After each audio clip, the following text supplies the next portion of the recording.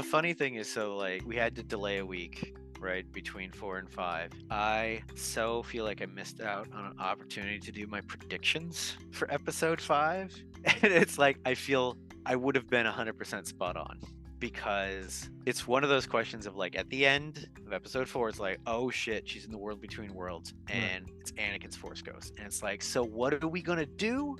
Oh, we're gonna unpack some of her issues, and some of that's gonna be directly related to Anakin. Like, there's no way you don't have him show up and not have them resolve some unresolved part of their relationship. And the other bit was like, so that's his Force Ghost from end of Return of the Jedi, right?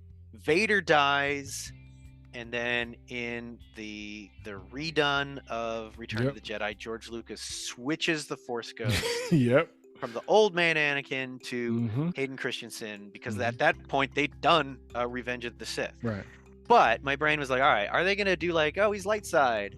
Or are they like, my brain was like, that is dumb if they were just like, no, it's just the light side version of Anakin and not Vader. Because the thing is, Vader was there in Anakin before he became Vader, right? I am not your failure, Obi-Wan. You didn't kill Anakin Skywalker.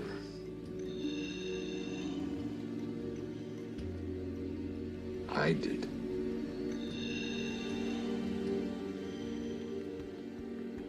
His tendencies, his inclinations were there since fucking Clone Wars, like the Clone Wars the movie, right?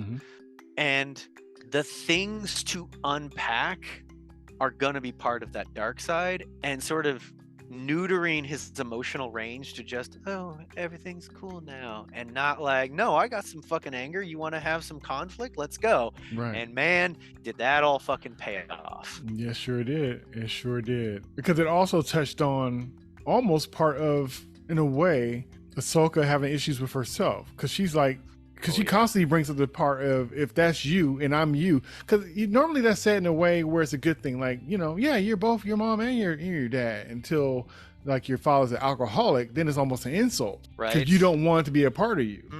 Find out your dad's the Golden State Killer, like, oh. So you could see that she's struggling with that and what she could possibly become, because it's this whole thing, if I'm your master, then whatever I have pours into you. And like I said, it's a casual thing, like that's a good thing, and it would be in a different situation, but what could that possibly mean for her?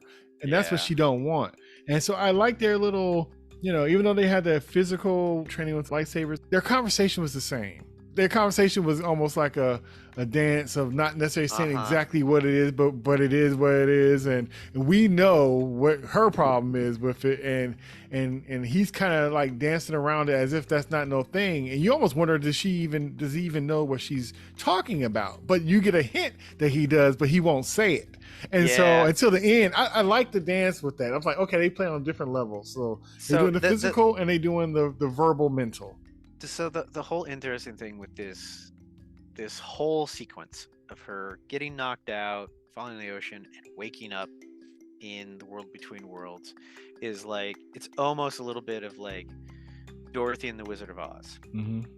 Right? Where you have someone fall asleep, get knocked out, and they go to this other place. Right. And basically they work through a whole bunch of stuff, right?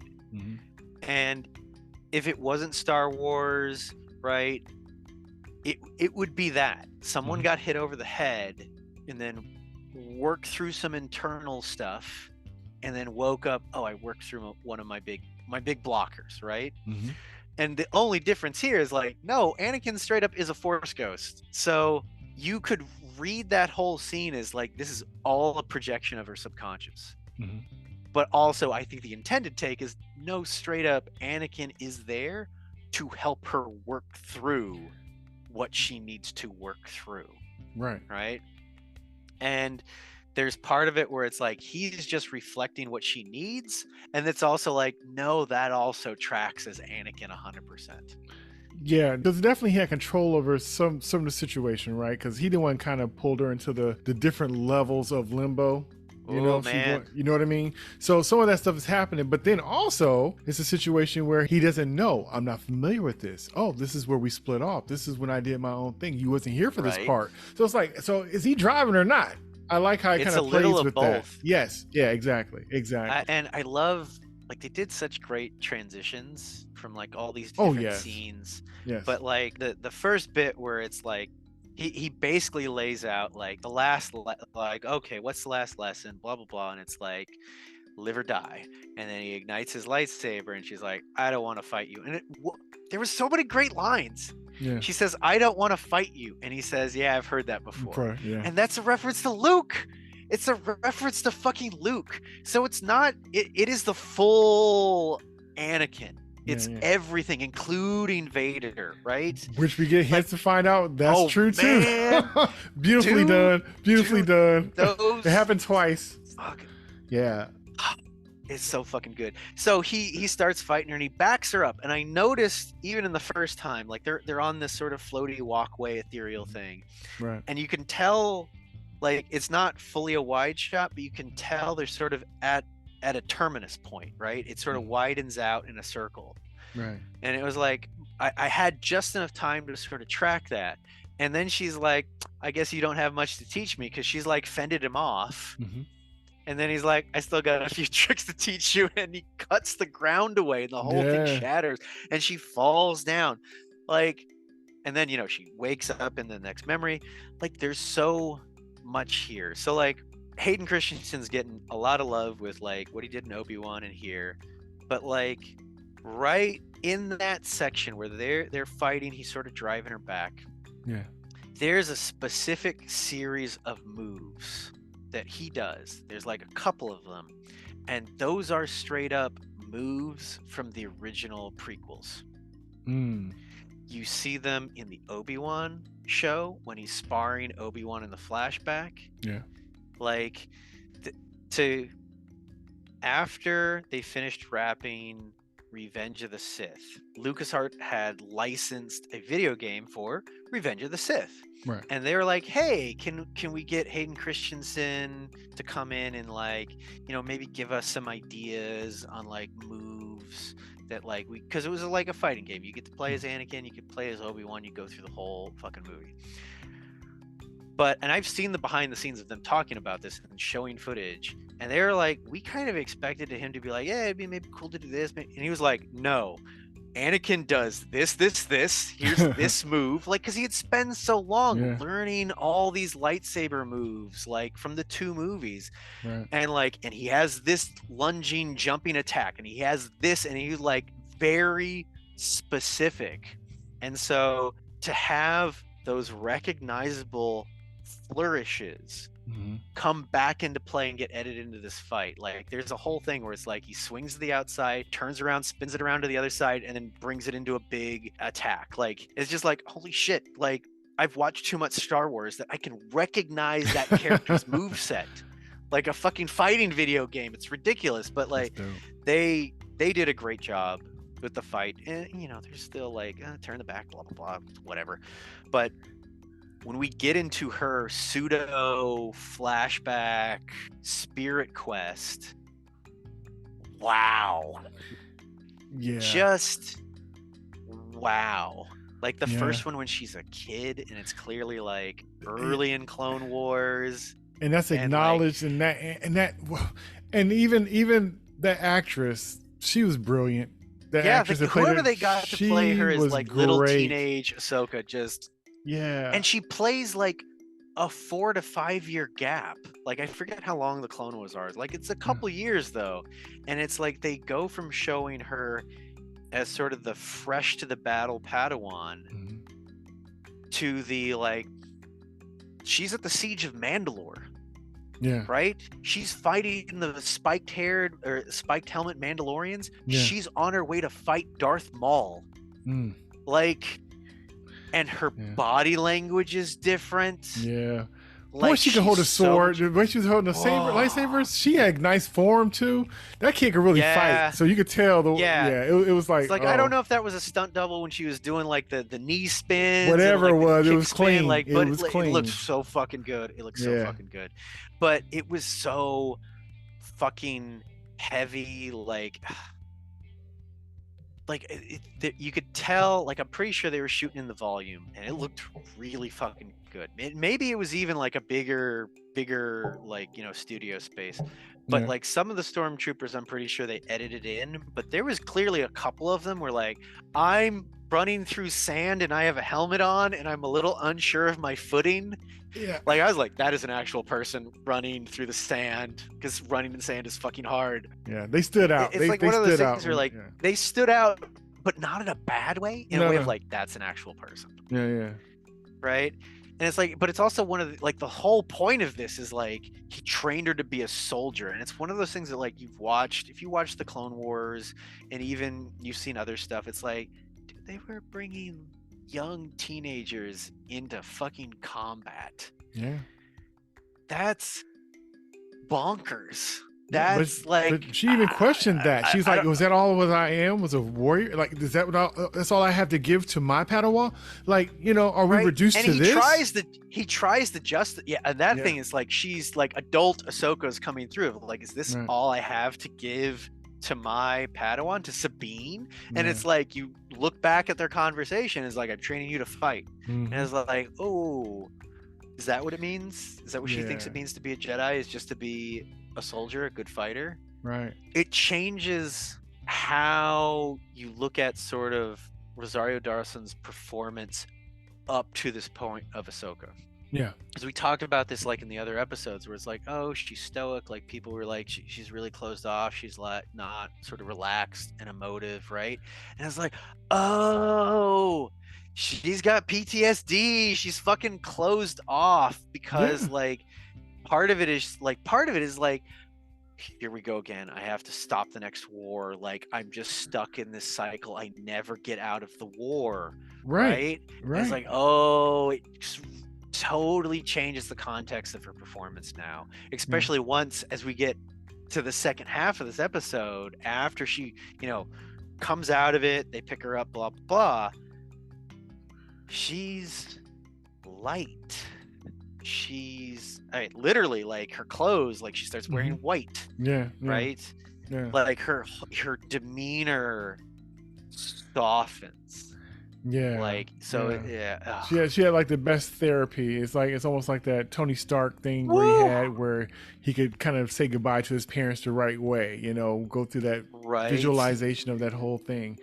But I love their banter. Even in the beginning when she got in there and he's like, pretty much like, you died. And it's like, what happened? You lost. she was like, huh? No, if you're here, like, trust me, you lost. Yeah. If you're here, you lost. And I kind of like their banter. I like their conversation. I like that. Like I said, it wasn't like, oh, this is a dream in my head, I'm gonna say whatever I want to. I'm gonna talk crazy. Like I said, it was. You could see the journey and him trying to work it out, and it wasn't just thrown in your face.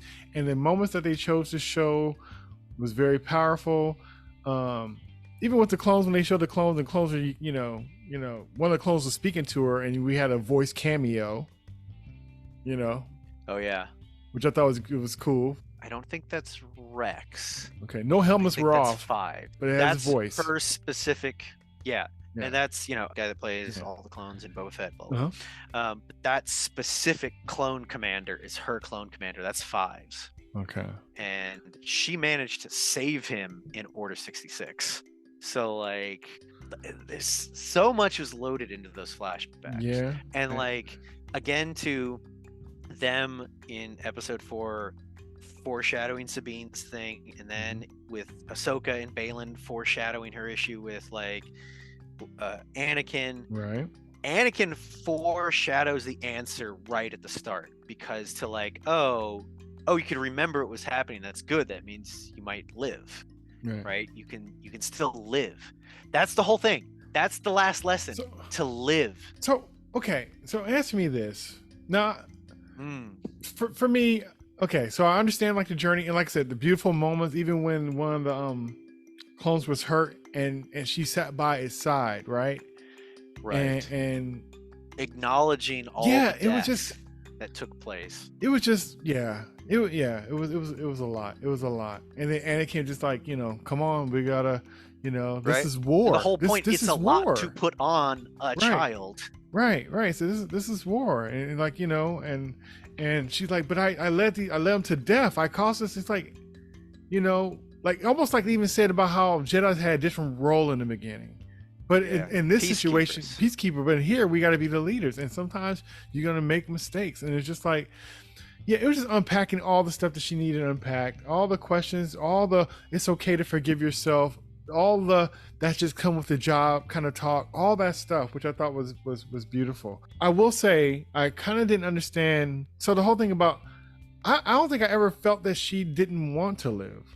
That's the only thing. So when they kept saying the whole part about do you want to live or die, you choose to live or die, I didn't understand how, or I didn't see it as it being an issue for her. So if she seemed more disconnected or didn't want to get into the fight of it all, like she didn't lose the fight on purpose or anything. So when it was saying like, do you want to live or die, I kind of didn't get where he was coming from with that. Now I understood all the other stuff and the lessons and stuff and the journey. I thought that was beautiful. So I just didn't understand the part about, I never thought that she was questioning if she wanted to still be here or not. I didn't feel. I don't think it was that. Issue. I don't think it was that necessarily. Sort of. I mean, it might have, because he frames it as like, oh, you can still remember what's going on. You're still focused on that. So like that's a sign that you still might live, right? Where that's in question, right? Where if like maybe she gets stuck in limbo, right? That might be one way of taking it. Maybe she doesn't come back. She just disappears into the Force. But in rewatching it today, he starts off by like, live or die. And then he ignites his lightsaber. Right. But then when you get into the memories, it's not live or die. It's fight or die. It's fight or die. Right? Because that's what happens when you're a soldier. You have to either fight or you die. Yes, that's true. Okay, right? Yeah, that's what the war. That's when the whole stuff came up with the questioning about the war and stuff, and that's the whole thing that I think they're getting to, is that she's stuck in fight or die, fight or die, fight or die, and that's not living, right? So, do you feel that she wasn't? I don't know. That she was like ready to like Padme, just like, oh, I've my heart is broken, I can't do this anymore. No, she didn't feel like that at all. She gives up the game. She didn't fight saying like she would train her and stuff. It wasn't like she wasn't trying to get Sabine on the line. It wasn't like she gave up. And even her being kind of stoic, I didn't think it was that heavy, but even that, it didn't feel like she wasn't optimistic. It wasn't like she wasn't going to try, or it's like, this is not my battle, or I had my turn, your turn. It was never none of that kind of stuff. So, and not saying that this stuff wasn't internal, because she did go through all this stuff. So that changes a person. So no doubt about that. But do I necessarily saw her wearing all this that we're seeing? Like, did I see her, or did I feel that she's wearing that with the choices and the words and her stance, even how she carries herself? I didn't see it like that on her. And so even though I believe she needs these things resolved and needed to work it out for sure, I don't know if I necessarily saw it on her.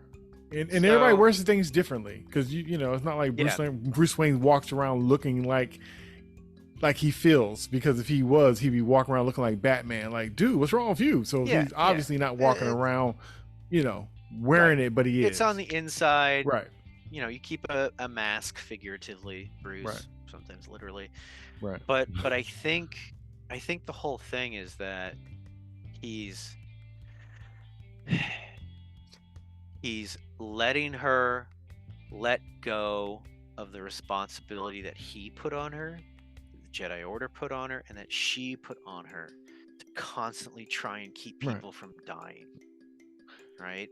She's right now trying to stop the next big war with Thrawn, which is still a goal, but it's also like the burden is too great to put all on your shoulders, right? It's True. still a worthwhile goal to pursue, Right.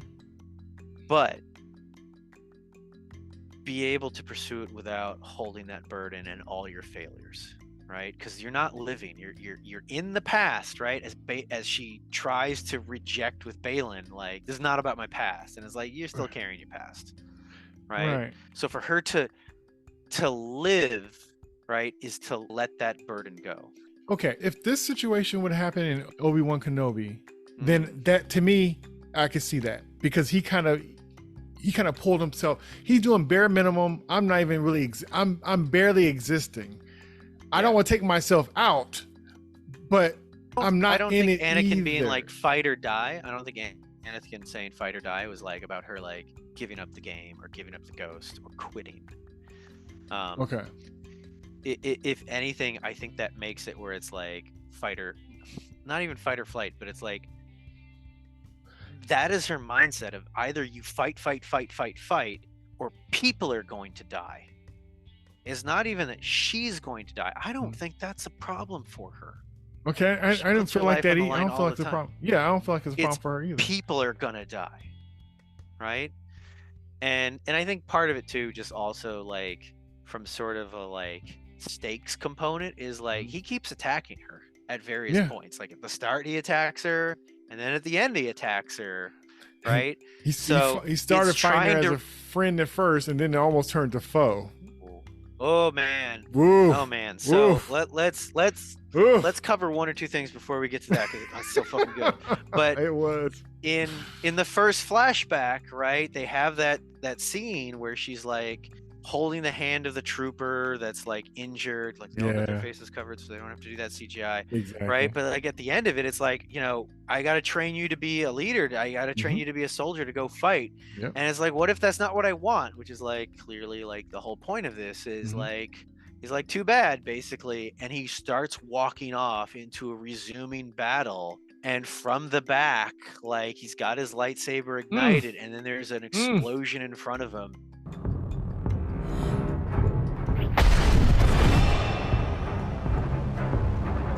And it switches to Vader's silhouette in the red lightsaber. And it just holds for like a second or two. Just enough. And then the explosion kind of goes away, and then it's back to Anakin with the blue lightsaber. And it's just beautiful. It was so fucking good. And so when we get to, they come back to the world between worlds, and they'd started arguing because now they're at the Siege of Mandalore, and it's the whole like, oh, what's this place? I was never here. And they start arguing because like I read it as like she has the fight at the beginning, right, with the Mandalorians and the troopers, and then she just stands there and she just crosses her arm and she just fucking waits, because she's like, okay, I'm out of this moment. I'm here now. Adult Ahsoka's here now, and I'm not fucking playing this game, and I'm just gonna stand here. And then he shows up, right, and they start arguing again, and he basically kicks her back into the world between worlds. And I think at this point his demeanor already changed, and now his lightsaber turns red. But did you notice the part when he kicks her through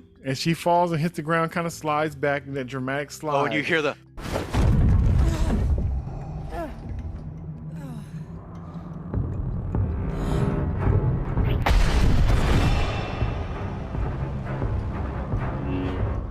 you hear the breathing before he walks in, and you see that lightsaber come. Oh, right. And at this, like, right before he kicks her, like, he turns his back and is like, fight or die. But when he ignites it, it's red this time, and he turns around, and his face, his like the color's gone out of his face.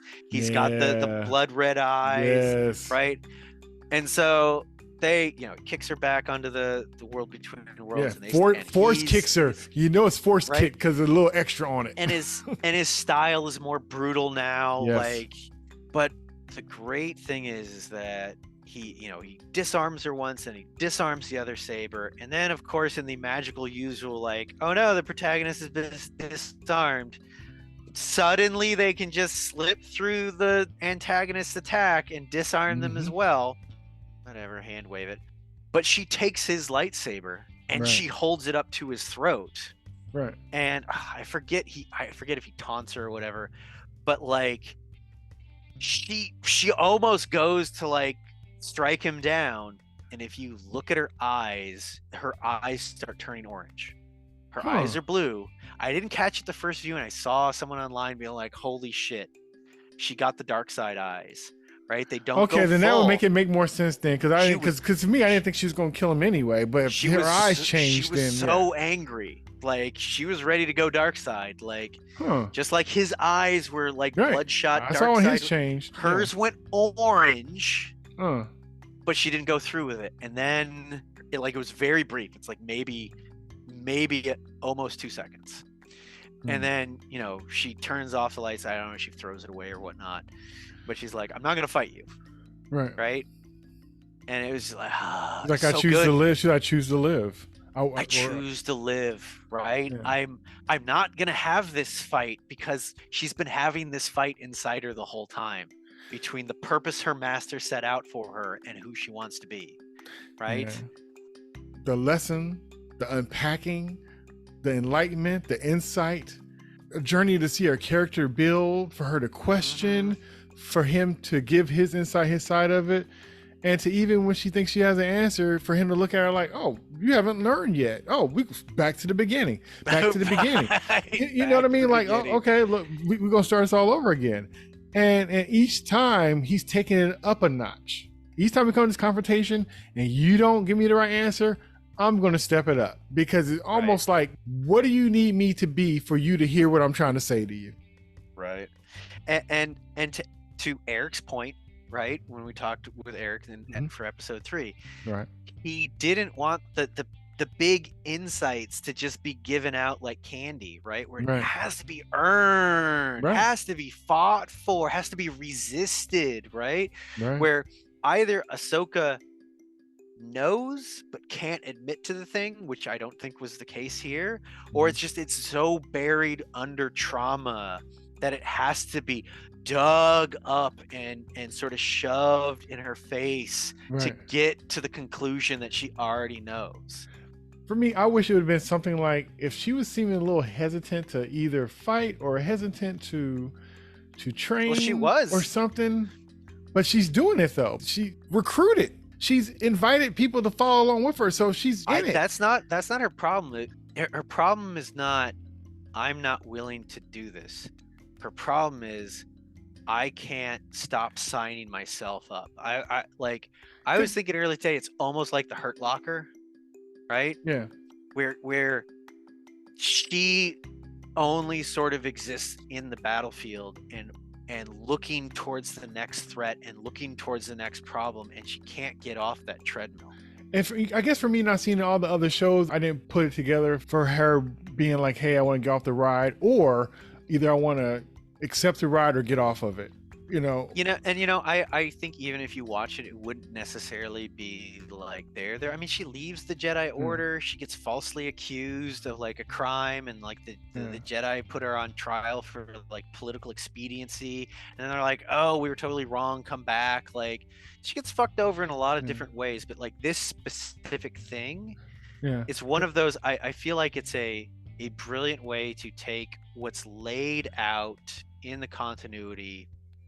And it's not like a retcon, right? Where they're like, oh, we're going to actually reveal that this was actually this other thing. But it's like, here's this thing that's actually been bubbling the whole time. Yeah. Right. So if she didn't have this emotional thing to work through, then it wouldn't be the Ahsoka show. It would just be the Sabine show. And she would be just the mentor. Yeah. No, I like this. This re-centers it as her story. Yeah. Right? Yeah. Sabine's a co-protagonist, but now we get to see her struggle with Sabine as part of her struggle with who she thinks she is and who she thinks she has to be. Yeah. Right? Because even if they had something there that was more along the lines that she was afraid of losing herself and becoming like Anakin or something, like what you pour into, when you tell me, like, or some acknowledgement of like, because I know it was kind of touched and said, but if that was the main thing, not the live and dying part, but just kind of like, I'm afraid to be me because if I'm me, I'm you, I might become I'm afraid to be my full potential because of what it could possibly mean, or Right. something like that. And he's being like, don't be afraid to be you. You are strong enough. You might be able to handle it when I couldn't, whatever. Something like that to me would have kind of lent to it. But like I said, I loved it. And it was like a beautiful montage. Like I said, they had me with the flashes of Vader kicking in. It was beautiful. It was beautiful. It was definitely a highlight. It's one of those kind of things like I'll go back to this episode just to see that part. Oh yeah. You know, it's that good. It's that good. Yeah. She starts to sink. She does finally wake up. And the transition into the world between worlds, right, was nice and subtle. And it's like, oh, it's the ocean, blah, blah, blah. But this transition of her standing on one of those walkways and then the stars falling like water and the reflection. And it just came up and suddenly, oh, there's water there. Like, it's really well done. And I was tracking too, like, this episode is Dave Filoni. He's directing. Yeah. And man, I get why, subject matter wise, like Clone Wars, Ahsoka, like this is his baby. Like this is 100% his character. Yeah. Like, of course he was going to touch the thing that was going to translate what he's done for years in animation. Of course, the live action recreation of these situations, he would have to have his hand on it. Have to. Yeah. He did a really great job. I think the VFX team as well. Yeah. And then she's finally out and they drag her out of the ocean. I mean, we kind of skipped on the whole, like, what's Hera doing? And Jason, her kid, who's because the way, you know, it's almost funny because even the way it was done in the show is a little distracting. And I was kind of almost waiting for the next encounter with Ahsoka and Anakin. So I almost blocked it out like, oh, this again. And not saying it's not important or anything, because it is. It just doesn't grab as much, right? It's not what's going on with Ahsoka and Anakin. Like, you can't really compete with that. Because you're eating your dessert and somebody's trying to shove vegetables. And it's just like, I'm eating dessert now. I'm dedicated to this. This is what I want at this moment. And this side thing is not right what I'm feeling right now. So it kind of felt like that. And the stakes weren't quite as big. Right, the stakes for Hera, the stakes for Jason and Chopper, and I can't remember the captain, the X-wing pilot guy. But the stakes just weren't as high, right? They're like, oh, like we find our friends who we think are dead. Like, I get that, but it didn't.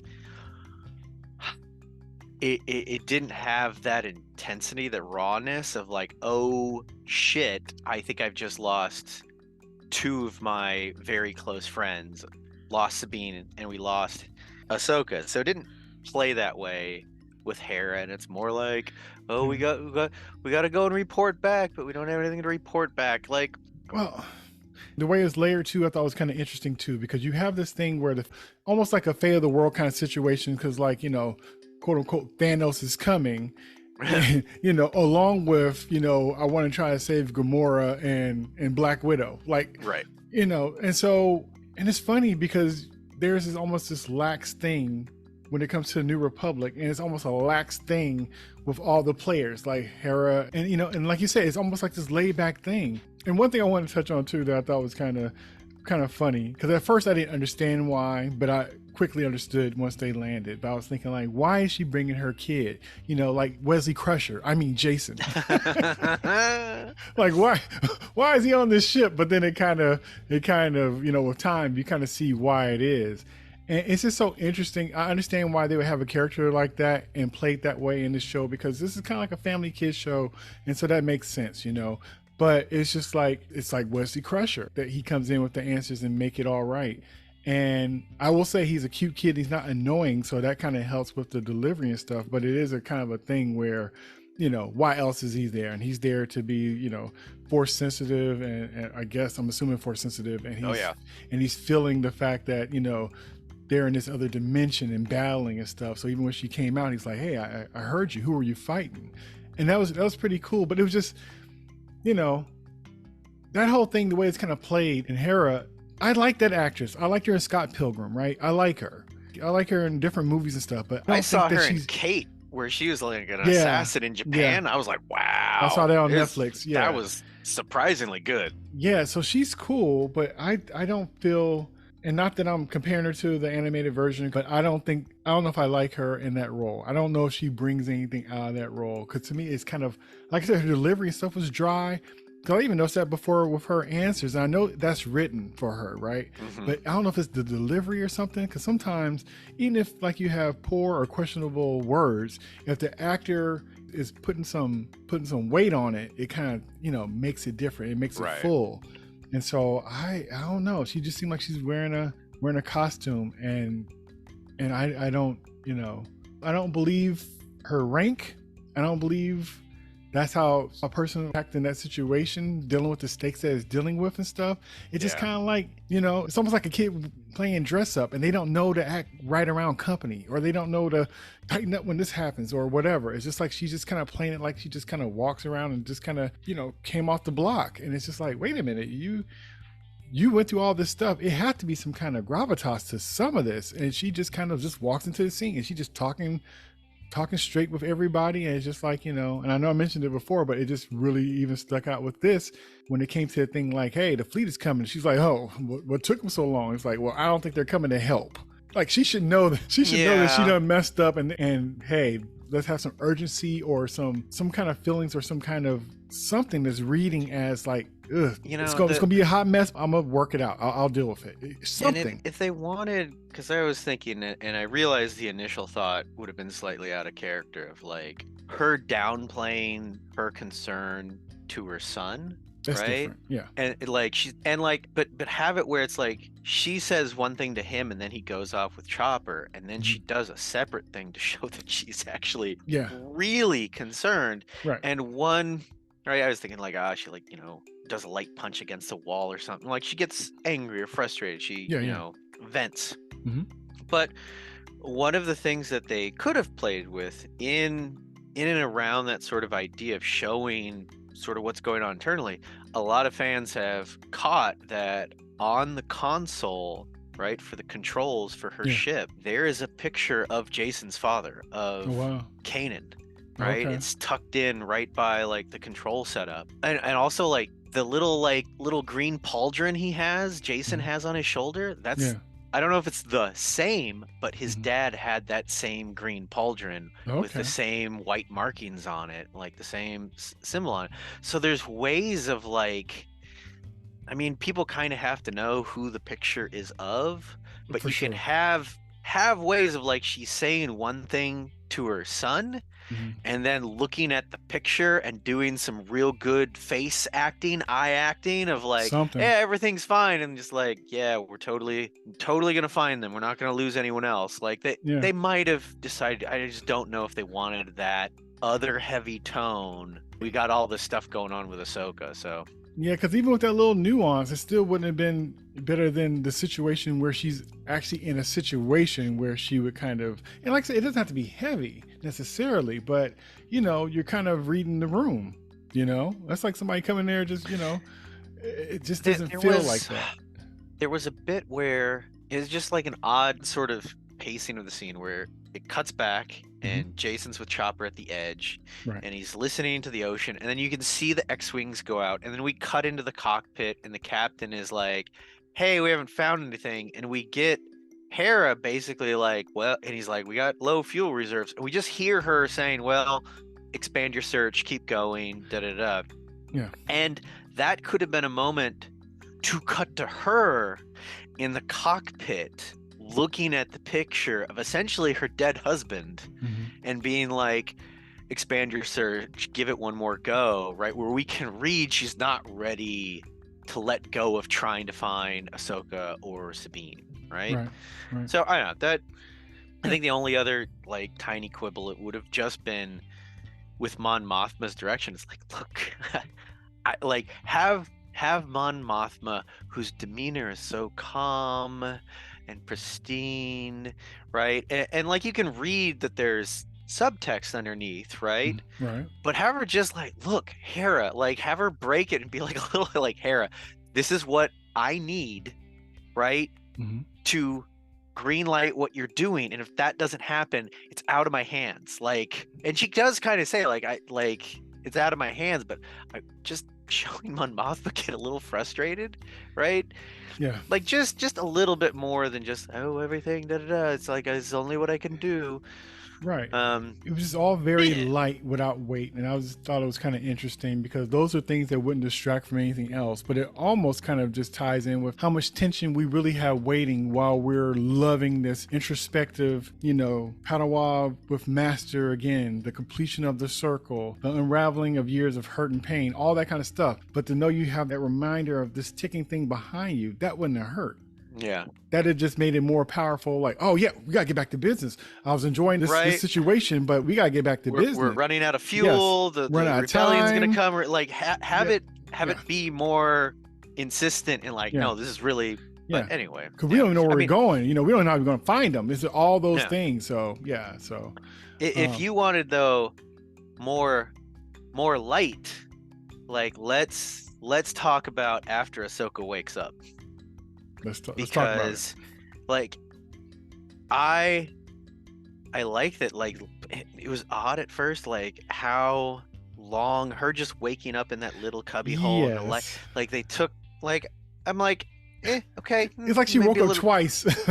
Yeah. she got saved and kind of woke up, and then she woke up again, and then she kind of woke up in the cubby, and then it's like, okay, how much waking up? I mean, they in multiple ways played around with literally light because we got light coming into the cabin that wakes her up.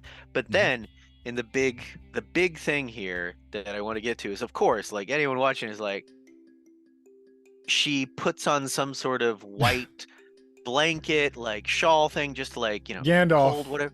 Right? Yeah. Well, and here's the thing, because again, then like she goes and checks in with everybody, and then like she clearly gets geared up, and now her whole outfit is white. So she's switched out the grays to white. And for one, of course, like everything that she went through, right? She's sort of unburdened herself, however we want to call it. But going back to when we were talking about the end of the Rebels TV show, right? And we got that recap scene where Sabine's touching the mural, right? And this is how the Rebels show ended. Like the mural, she touches it, they redid that.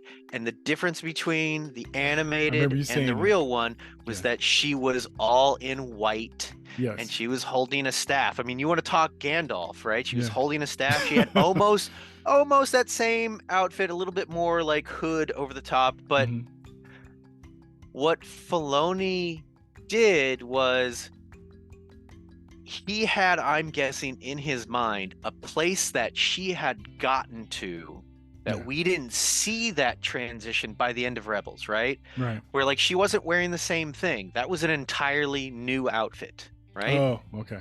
That was the only time she showed up with the white robes and the staff. Oh. It was just like clear. It was a way of, again, like time has gone on. Yeah. And now Ahsoka and Sabine are going off to do a thing. And so I think he did a great thing where he's like, I'm going to do a light retcon. Yeah. Right? And we can just take her back to where she hasn't gotten to that point. So we as an audience can go through whatever that thing was, whether or not Filoni had a specific idea or not. Right. He's like, all right, we're going to retcon that so we can have a journey and we can have a gray to white transition, right? Or maybe even darker, because again, she almost went dark side fighting Anakin. And now we get to mine that sort of emotional journey instead of just like, Ahsoka's Gandalf the White now. She's all good. It's like, no, let's have an emotional journey to go through with Ahsoka. And now she's there. And now we get to see through the rest of the episode. Her demeanor's changed, right?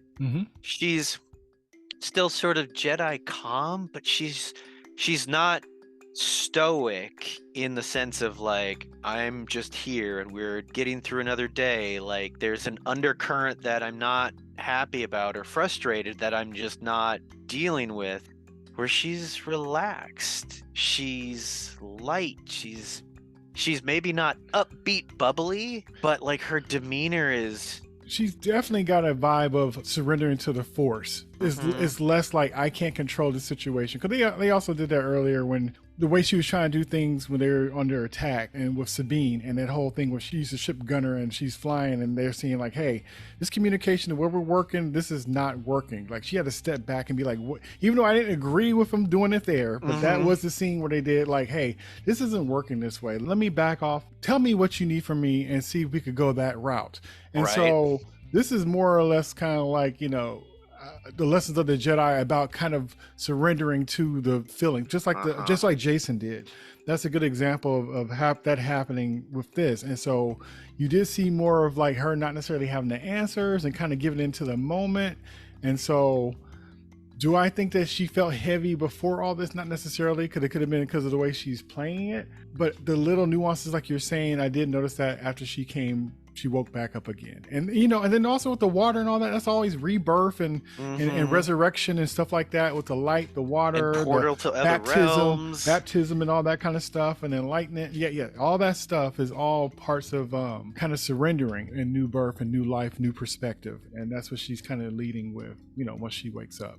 Yeah. It's going to be interesting to see, like, with her discussion with Anakin about, like, you know, is this all I have to offer to my own Padawan? Of what is that conversation going to be when she eventually gets to Sabine? Right? Where she, like Anakin a little bit in a way, I think a little bit more explicitly, like, hey, I was trying to impose on you a thing, and it was the only thing that I was taught, instead of trying to figure out what you needed.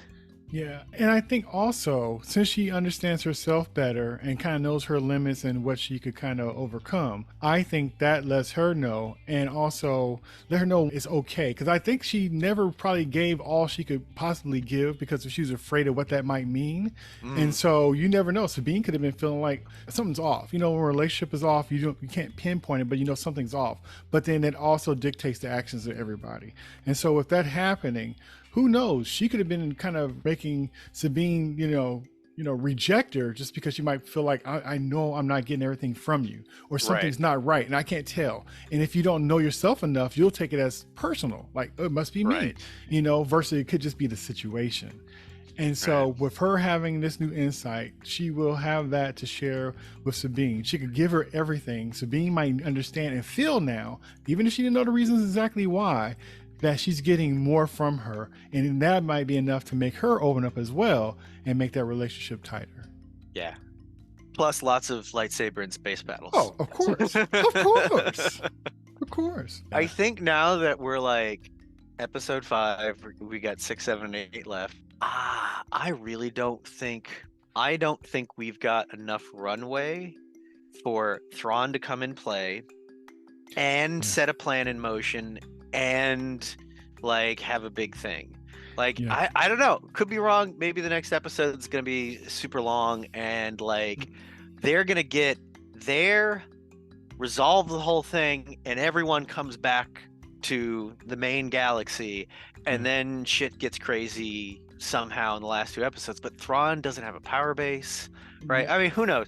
Maybe he conquered the other galaxy and has got a whole armada. Who knows? Yeah, like I said, episode 2 or 3, I was like, I don't see it. Just he's not the antagonist of this series. He's the MacGuffin, right? Him and Ezra are the 2 MacGuffins.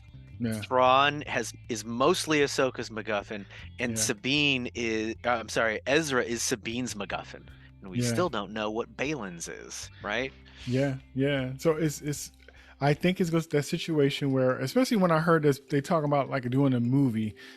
You know, they're doing all this just to lead up to that movie, so you can really get what you came here for. But I don't mind, because just think, okay, if they would have did that movie that they're talking about without this, if folks were disconnected and lost who didn't watch the other shows, they really would have had nothing to give or to take from that movie. So this is probably a lead-in for that, which is fine, as long as they go ahead and have that movie damn near done by the time this is over. Because it's not a situation that I want to wait a year to get the conclusion of this situation. Yeah, I think if whatever shows they want to get out in front Yeah. of the movie. Whatever the Yeah. last one is, just needs to tee that Yeah. movie Keep up. going. Yeah. And they Yeah. still have to make it where you can watch that movie and not have seen Exactly. all that stuff Yeah. and Yeah. be up to speed of what's going on, which is doable. Yeah.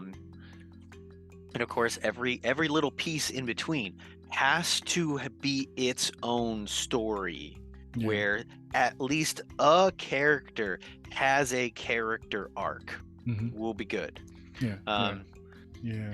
What did you think of the conversation that she had with Jason when she awakened and kind of gave him a thank you for, she said, I owe you a thank you. I'm thinking like, well, you kind of owe him your life, but I noticed how she said a thank you. I'm like, that's all that kid gets. They would have left a long time ago, because as far as anybody's concerned, you were dead. So yeah, that man, I don't know. That's yeah.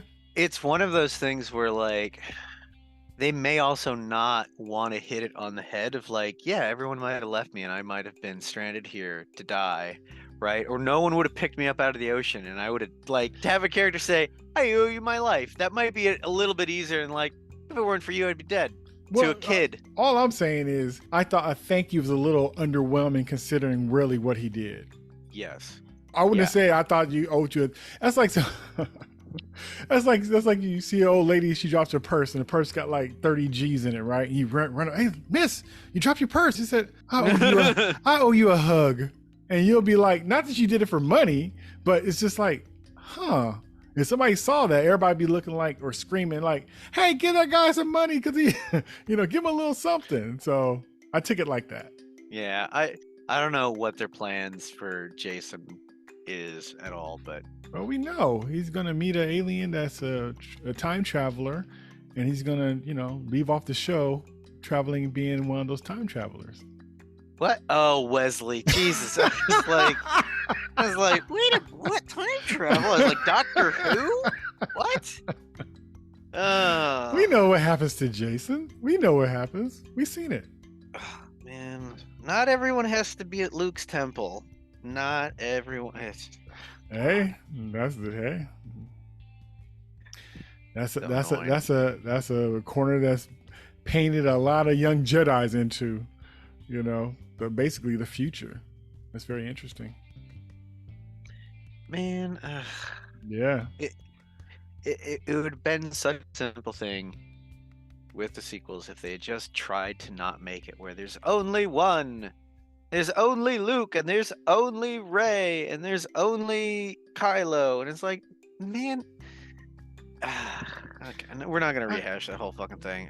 Yeah, but the truth is that this is something that probably should have been done, and when it got extended, some lines had to be crossed. It's like putting extensions on the pants. You outworn them.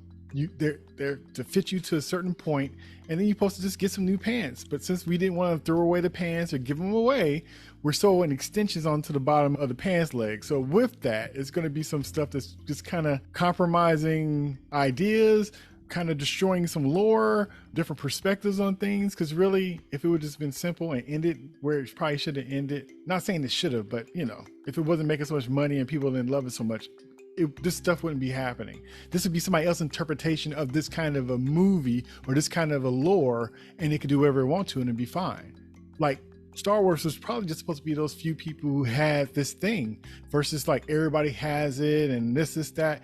That could have been somebody else's story. That could have been your story that was not this, but inspired by, and it had a different take on that kind of a theme or concept. Why are you quiet? But instead, we're kind of rebuilding the boat while we're working on the panel underneath to fix the outside of the ship. So look, this is kind of why, as much as some people really don't like the Rey character, I don't really have big issues with her. It's really a matter of writing, and that's why the apparently now not greenlit project of having her reprise the role and having the next set of movies be about her, rebuilding the Jedi Order. That would be great. Just like, okay, the sequels happened. As you know, it's like with fucking comic books. You get a run with Spider-Man, and it's like, wait, he made a bargain with the devil to get his identity back, and he has to give up his marriage to Mary Jane. Right. What the fuck? The fuck? Right. So it's just like we gotta like, all right, sequels were a dud, but they happened. Let's just write around them.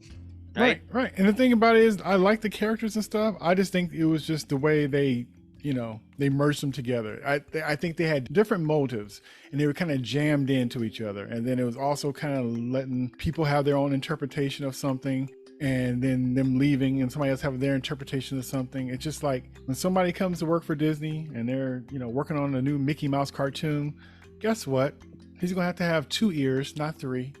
You're gonna have to have an oval nose, not a square one. It's just certain things that's the guide for what needs to be done.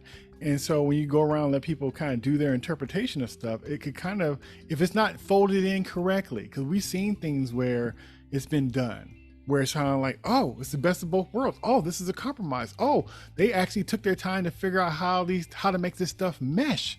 Because some stuff is like, you're making a cake, certain things got to be melted and certain things got to be chilled. And it's for a reason.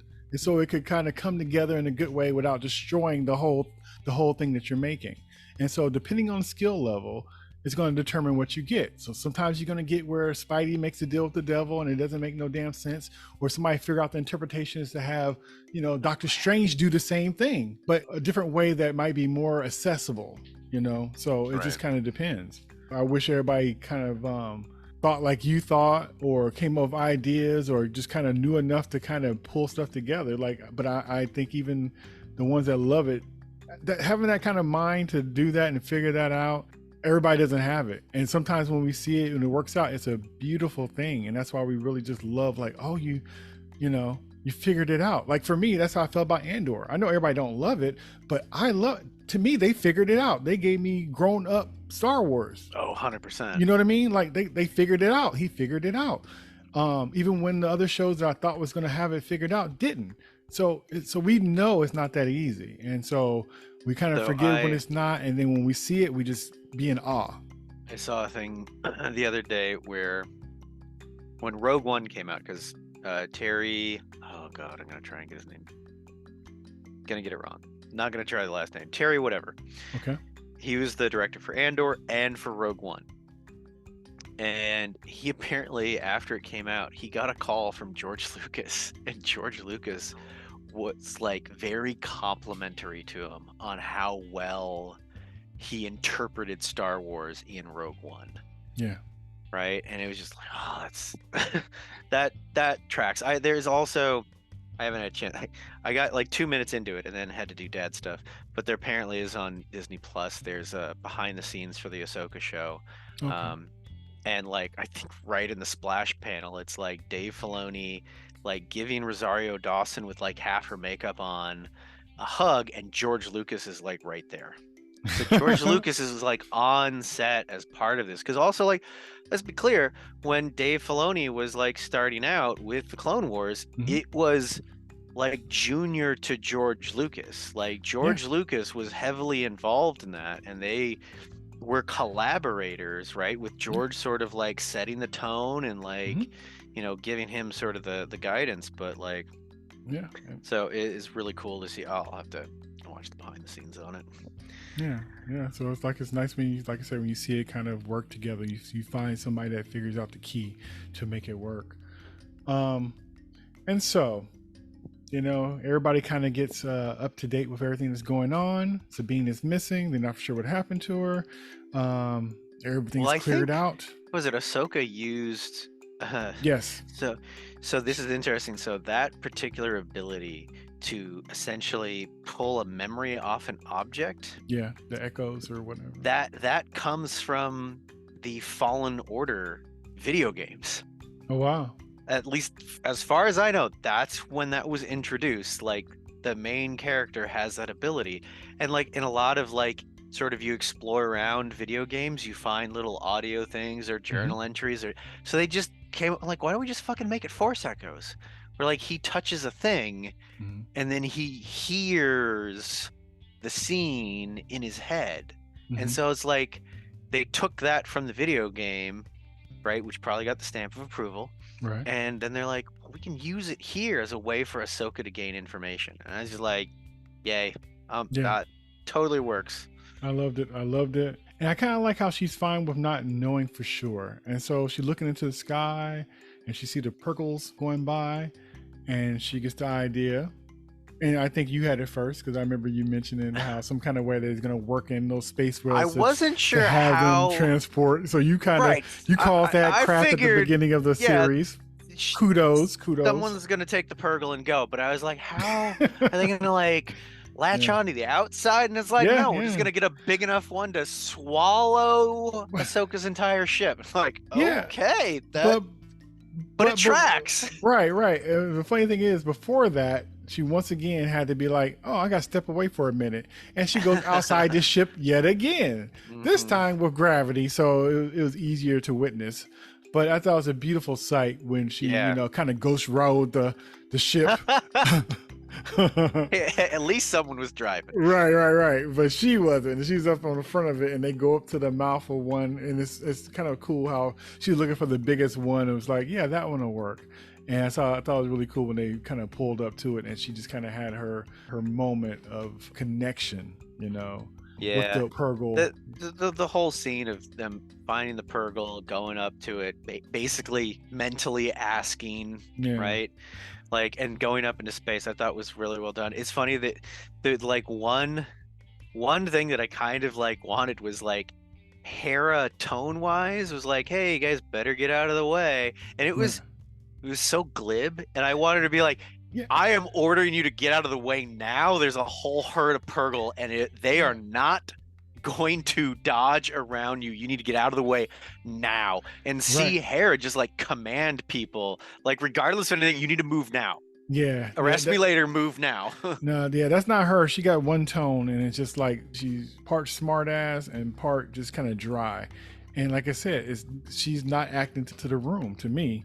And so to me, it's consistent that she did that, but it did sound interesting too, considering what the damage that could really be done. Right. You would think like, you know, like if a car's about to hit your kid, you're not just saying, hey, watch out, be careful. You like, get out of the way, you know, right. You're screaming and you're yanking them out of the way so they won't get hurt. So to be so casual of all the people that could possibly be hurt in this situation. Now, if it was the bad guy, you don't say anything. You just kind of look and be like, bye-bye or something, and let them get crushed and destroyed.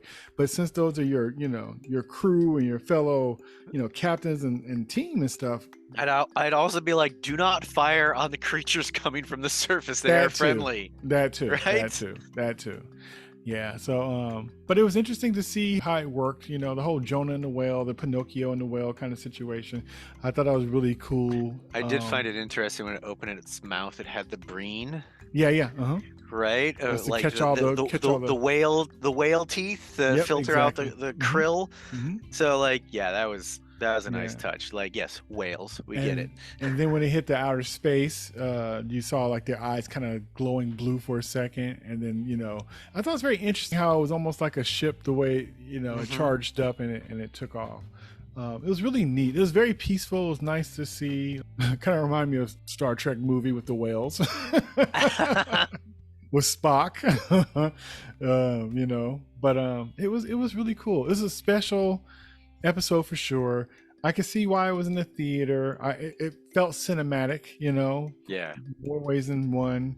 But it was a lot of visualization of stuff. Like I said, there was a lot of words too, but like I said, it was more visual and the way things were, and even the way like Jason was even sitting over the water looking at the scenery, just the way, it was. You could, I'm sure that those who got a chance to see it in the theater really got a chance to see something really cool, because that, like I said, a lot of that stuff I think would have lent to, especially things like you said, the photo that was on the console and stuff like that. All that stuff you would have saw like it was nothing inside the theater. That we recently had to get a new TV, and I was very glad because I could pause after someone had pointed out online and like look at her eyes changing color and things like that. And it's like, oh, those details are there.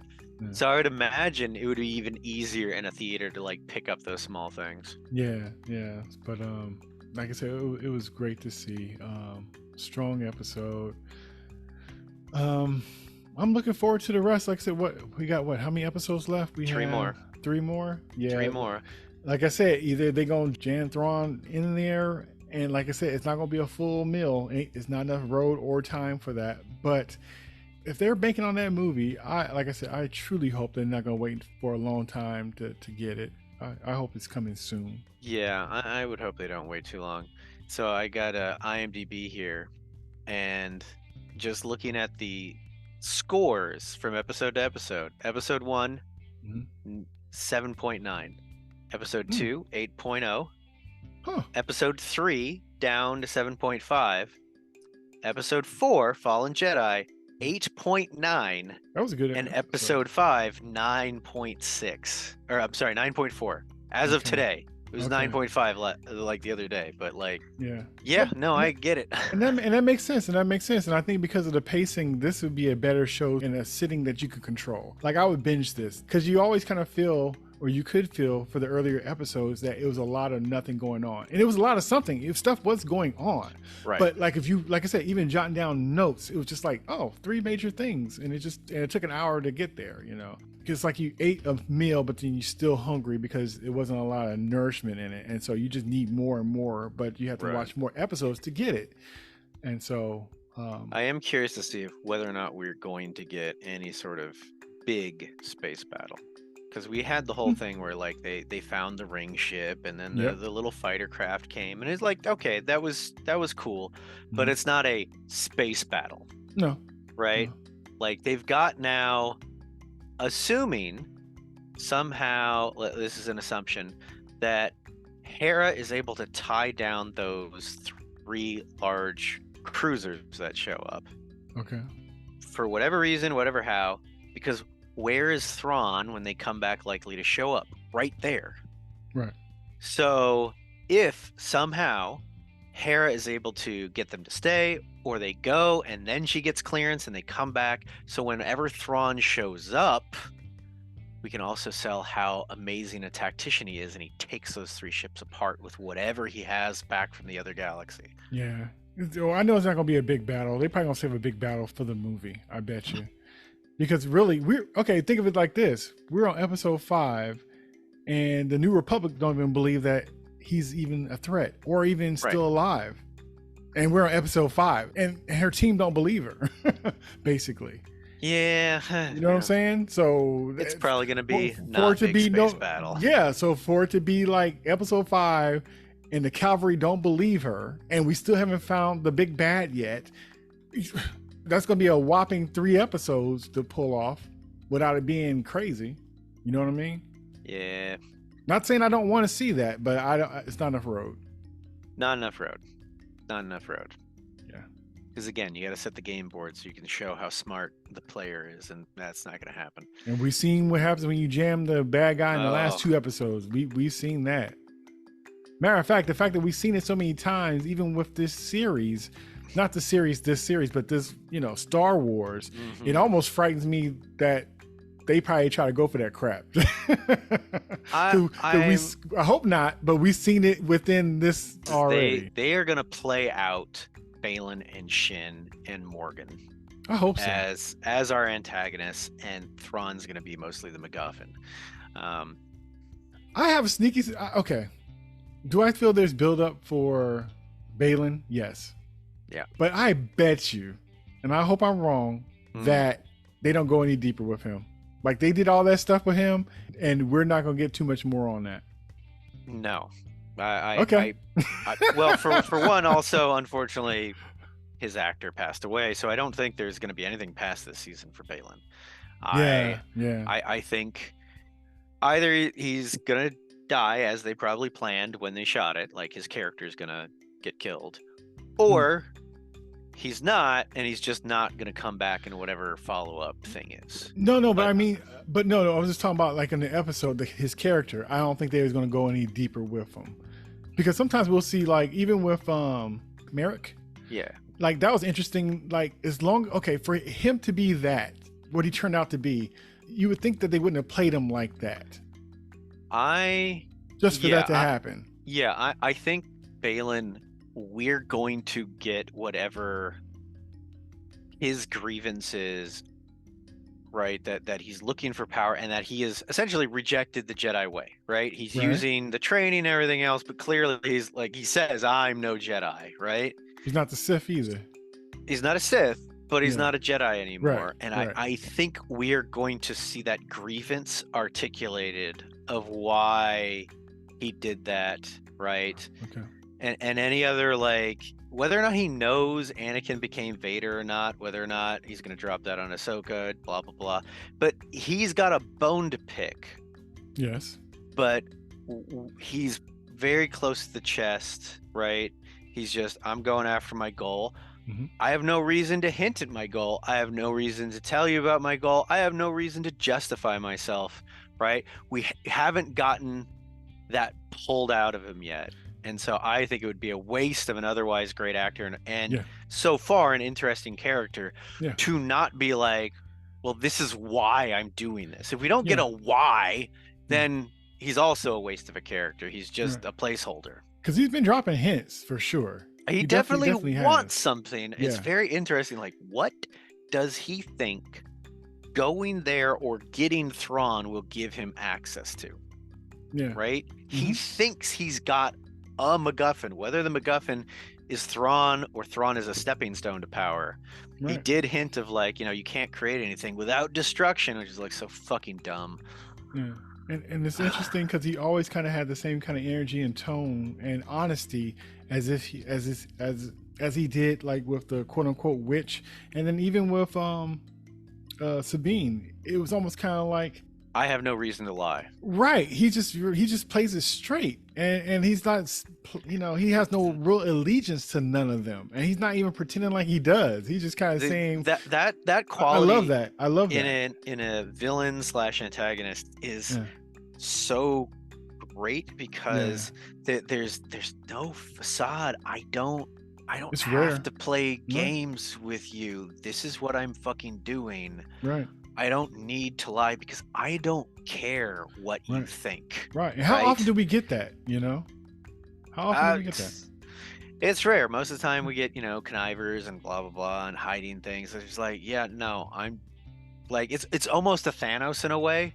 Where Thanos was just like, I'm playing people and I'm manipulating things, right? Because I'm playing the board, but what I'm doing, I'm not lying about to anyone. If anything, I just don't advertise it because I don't want, the rest of the galaxy to try and stop me. That's a great example, Ryan. That's a great example because it's almost like the whole thing where anybody else with that would be trying to get power.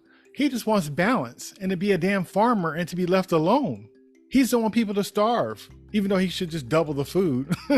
His solution is stupid, but his goal is totally understandable. Yes. So I thought it was, he wasn't there for the usual things that everybody else would be there for. Let's hope we get a nice, solid landing with Balin. Yeah, I hope so. Ray Stevenson, he did a great job. Like I said, once again, I was impressed. And to me, he's what really stands out to me as far as, like, being a character I look forward to seeing, that I'm intrigued and curious about the next thing he's going to say, and I always want more time with him. And I can't say that about all the characters in the show, but him all the time for him. And not saying I don't like all the other stuff going on, because I do. Right. But he's the one that has me wanting more.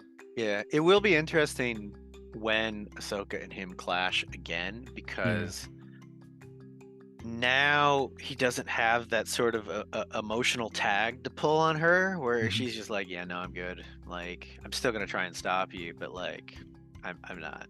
Like, really, it's not. I got over my past. So we can just fight now and I'll kick your ass.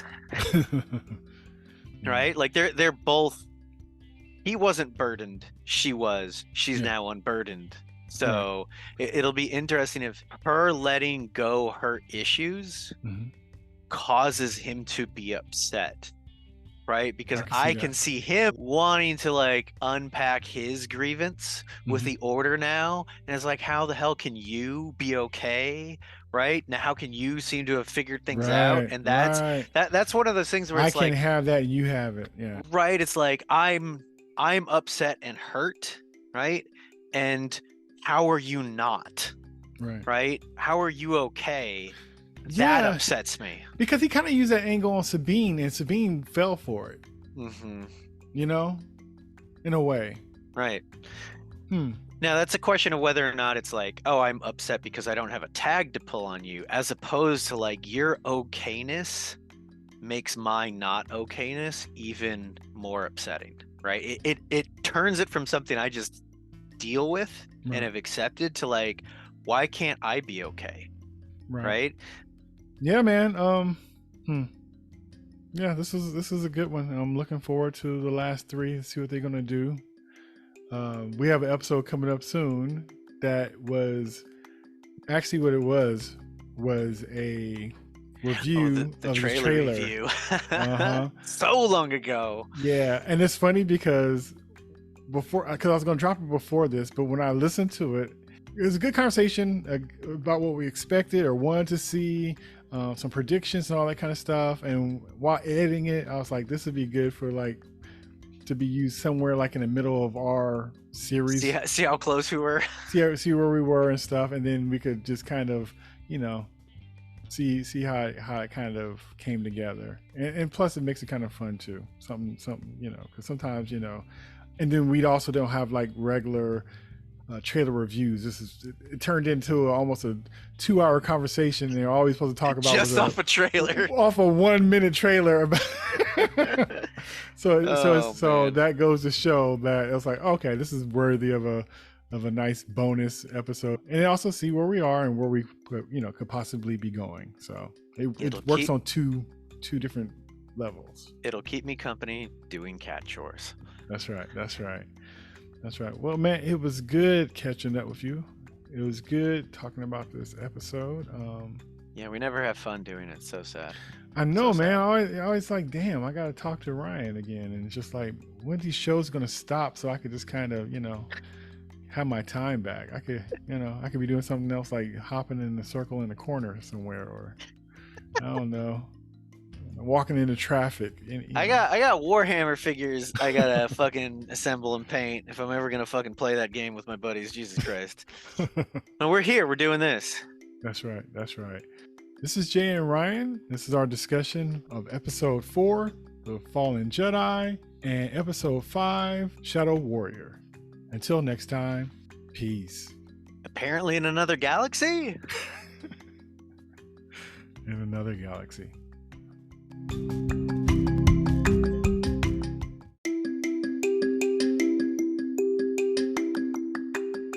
Hey, it's Jay. If you enjoyed my conversation with Ryan, please check out our episodes where we talked about the Book of Boba Fett, Spider-Man No Way Home, and the movie Batman. Thanks for listening, and until next time, peace.